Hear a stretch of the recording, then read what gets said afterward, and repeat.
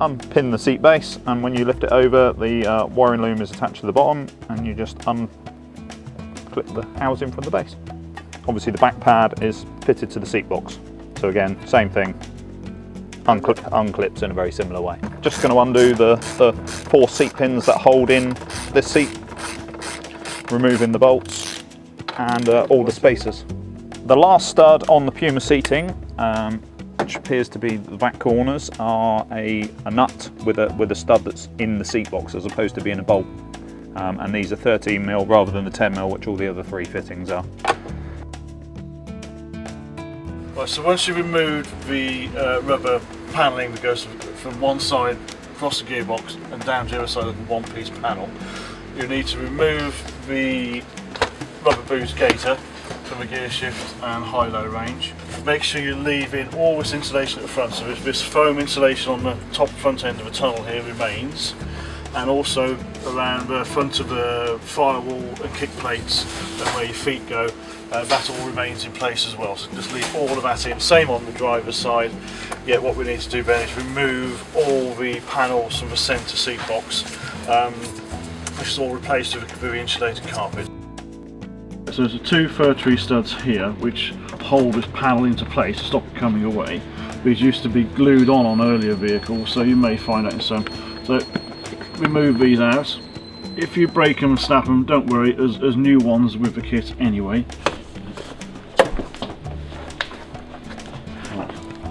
That's it. We have the little fir trees on the side of the handbrake gaiter, probably a bit difficult to see, but they just pull out the same.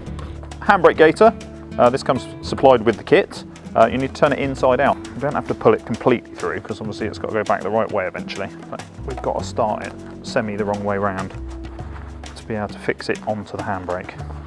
There we go. So as long as you can get it through that far, obviously we need to get that over the handbrake and then cable tie it to the handbrake and then slide it back on the right way around.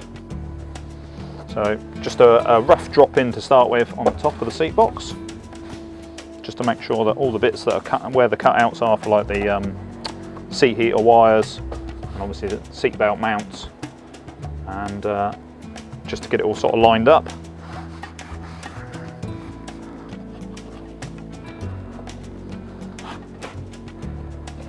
That's it. Right. That's one in. Just loosening off the nuts to hopefully allow the seatbelt mount to just be a little bit loose to get us to be able to tuck the carpet down behind it enough. Plan is now to glue the face edge of the carpet to the seat box. We've used the under seat tray mounting bracket as like a positional. There's already a cut for that to come through.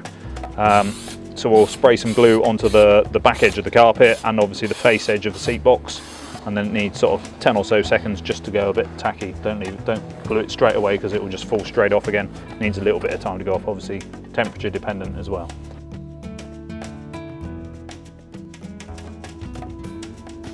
There's 3 little areas that just hold this lid in place, just for transport purposes more than anything else, so they don't get all folded up all over the place.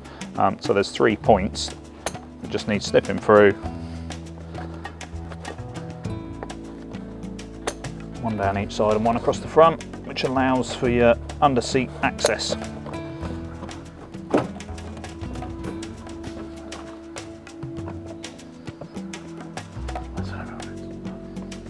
Final bit of glue on this side is just to glue obviously the upper edge of the side seat box down onto the seat box.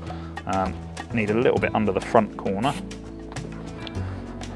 Obviously we're just trying to fold it over and make it as neat as possible so that you don't have any horrible joins particularly visible. Obviously the front edge is going to be the worst of it, and that's the bit you're going to see. So next section to go on is obviously the gear stick gaiter section stroke side of the gearbox tunnel section.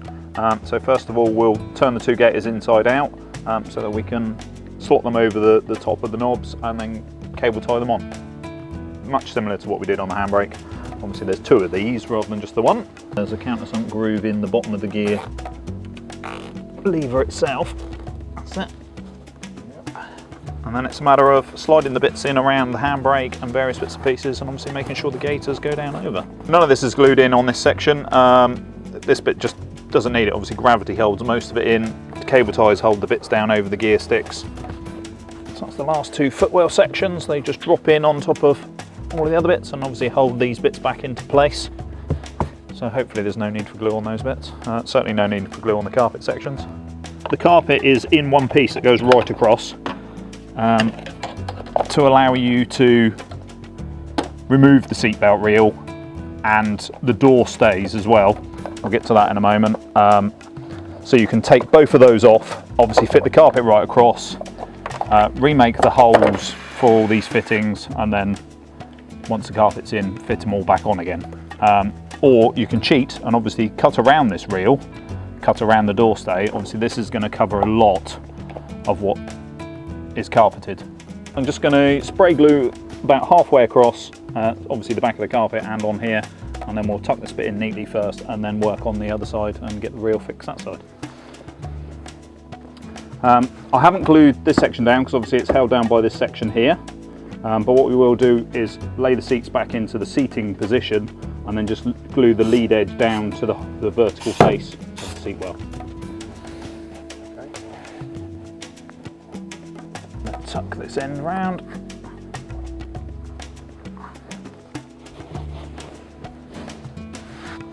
So we need to remove the covers off of the tumble down seats, the mechanisms.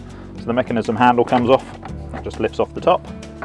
And then there's one of these studs, again same as the seat belt ones, they just pull out, and there's one on the front and one on the back. Okay, put the sidewall panel of carpet in and butt it right up to the front edge, and with the speaker panel in as well. Rather than taking this out, which can be really difficult to do with the carpet underneath, leave it in and we'll trim around these to fit. So when you've got the front end up, butted up, it gives you a clear mark either side of the fuel intake. Just leave that bit of webbing and stitching and tuck that away, so stitching can't come undone. And all we're going to do then is just cut off along here to go in there. You can always undercut. What I want to do is get a bit of a spray adhesive and just bond this panel onto the fuel intake. Make sure we're happy with how that's sitting. If you haven't got the side trim, you would need to bond it in, and that's why we bind the top edge to finish. With all the side trimming, you never see it, and it actually holds in really nicely. It's on its own. We tilt the seat at 45 degrees. When it's completely up, it's impossible to thread through. So we'll tilt it at 45, fold the carpet in half and thread it through. The idea being to get the seat mounting positions, which are pre-cut in the carpet, obviously in the right place. We've now got to try and turn this bit over so that we can thread it back up under the seat. There's only a very small gap. It takes a bit of wiggling, but hopefully it should go in. Okay. Sit the seat back down in the seated position so that we can finish the fitment behind on top of the wheel box up to where the fuel filler is. Going to trim the piece at the back here to allow for the check strap for the door. Needs a bit of modification on the carpet just to get that to fit around it. So I'm going to drill a hole for the stud to go back in for the seat belt and for this locating piece that Land Rover put in to hold the seat belt to stop it spinning around on the top.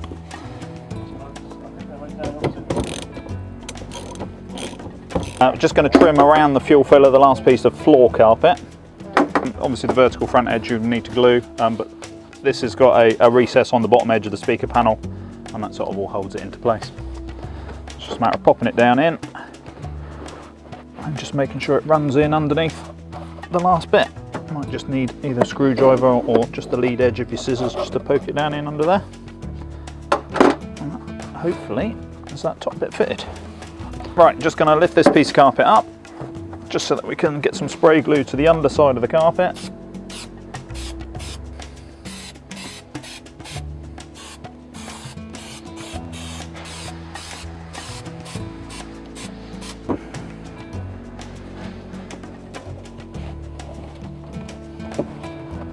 Lastly, load area mat. Obviously the cutout's already here for the seat belt, the seats, and there's a shape around the front plate